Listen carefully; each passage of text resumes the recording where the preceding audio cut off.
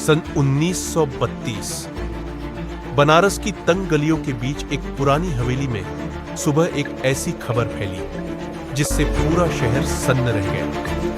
सेठ गिरधारी लाल अपने ही कमरे में मृत पाए गए और सबसे अजीब बात, कमरा अंदर से बंद था। जी साहब, खिड़की भी बंद थी। किसी जोर जबरदस्ती का निशान नहीं। आप 3 दिन पहले लंदन से लौटे? जी हाँ, ये सच है। मैंने अपने पिता का खून नहीं किया। ये बात हर आरोपी कहता है। हम आपको गिरफ्तार नहीं कर रहे, लेकिन जब तक जांच पूरी नहीं होती आप शहर से बाहर नहीं जाएंगे।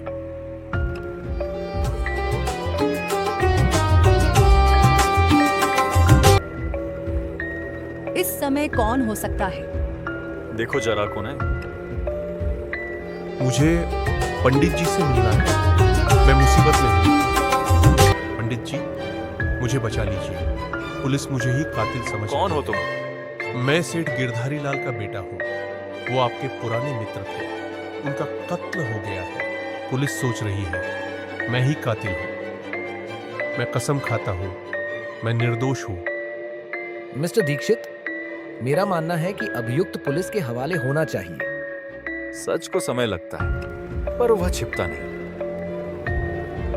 हाँ, सच का समय आ गया है। मुझे हवेली जाना पड़ेगा। जरा मालूम करो अब तक क्या क्या घटित हुआ है।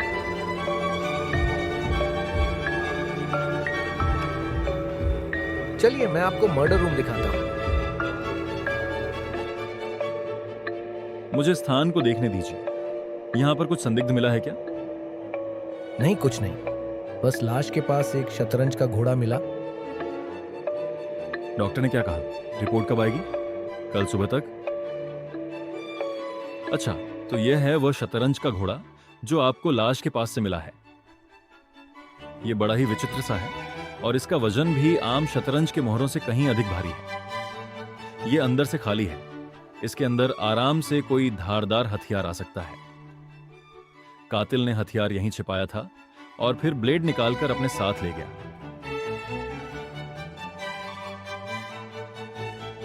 एक कमरे में जो आपको उनकी डायरी मिली है उसका अध्ययन मैं करना चाहता हूं, इसलिए मैं उसे साथ ले जा रहा हूं।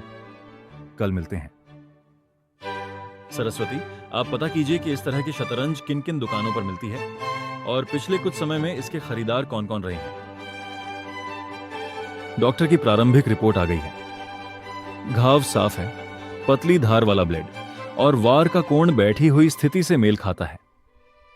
मतलब सेठ खड़े नहीं थे, वो बैठकर शतरंज खेल रहे थे, तो कातिल उनके ठीक सामने था और उन पर भरोसा था। ब्लेड गर्म थी। यह आवेश में किया गया वार नहीं था, लेकिन मकसद बाप बेटे के बीच आर्थिक मतभेद थे। गुस्सा और योजना एक साथ कम ही मिलते हैं सार्जेंट। यह चाल किसी और ने चलवाई है। सरस्वती, शतरंज का सेट किसने उपहार में दिया था? महेंद्र कपूर।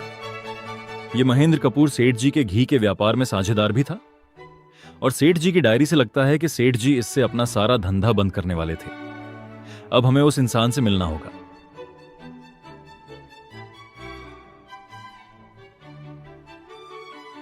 पंडित देवराज दीक्षित इस वक्त, और साथ में पुलिस भी।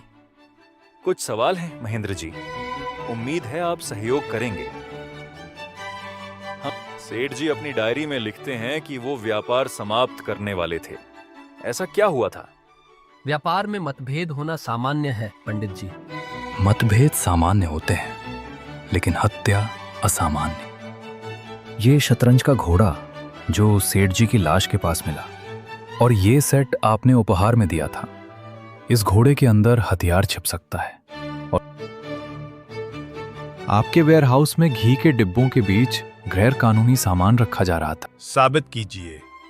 हमने नकली बिल, गलत शिपमेंट एंट्री और आपका निजी खाता देख लिया है।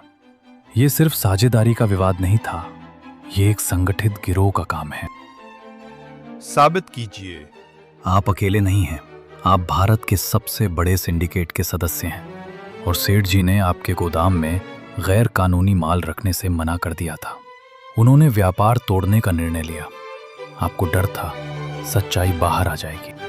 हाँ, मैंने ही मारा सेठ को। उस रात हम शतरंज खेल रहे थे। मैंने घोड़े के अंदर से ब्लेड निकाली और एक ही वार में सब खत्म कर दिया। आपको गिरफ्तार किया जाता है।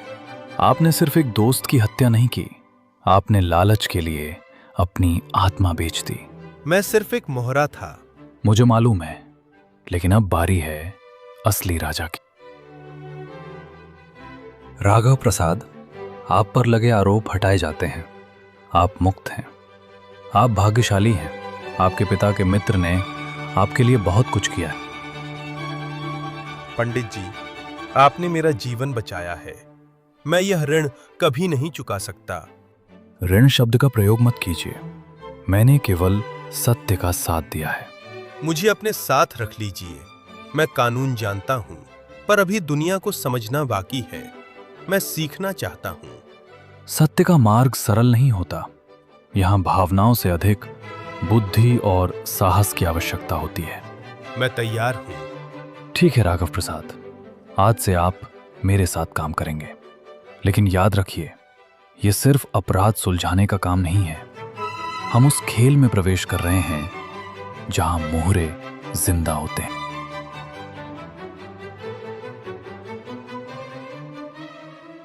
भाइयों, महेंद्र कपूर पकड़ा गया है।